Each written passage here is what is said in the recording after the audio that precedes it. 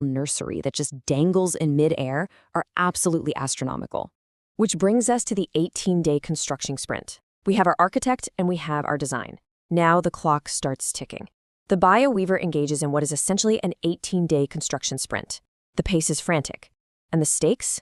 Literally life or death, because these birds must complete their fortresses before the brutal, unforgiving monsoon rains arrive.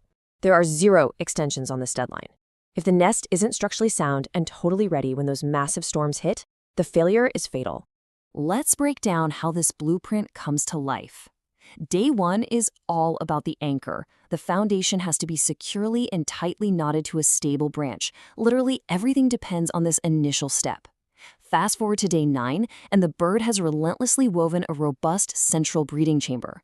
This is the core living space where the chicks will actually stay. And finally, by day 18, the construction finishes up with a protective downward-facing tubular entrance.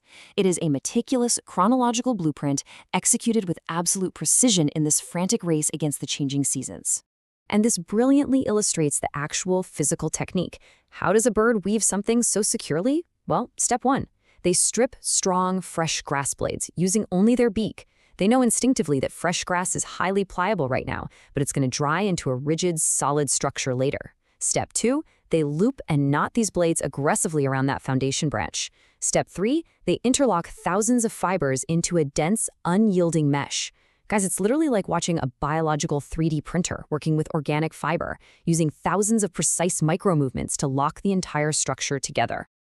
Moving on to the secrets of storm-proof engineering. We've seen the sheer speed in that incredible weaving technique, but we really need to slow down for a second here. We need to deeply respect the physics of this creation. Because, let's be real, completing a structure in 18 days means absolutely nothing if it just collapses under the first sign of pressure.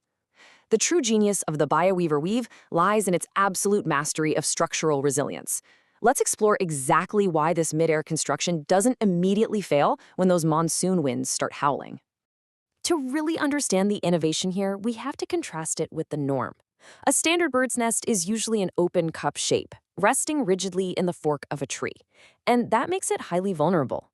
Heavy rain pours directly in, and strong winds can snap the rigid branches holding it, sending the whole thing crashing down. But the weaver's fortress, totally different. It's fully enclosed, shaped almost like a teardrop. It is suspended securely from a single point, which means there are no rigid support beams underneath to snap under the pressure of the storm. Now, I want you to think about this specific feature at the bottom of the structure, the tubular entrance. This downward-facing chute woven into the very bottom of the nest is a total masterstroke of defensive design. Aerodynamically, it lets high winds just slip right past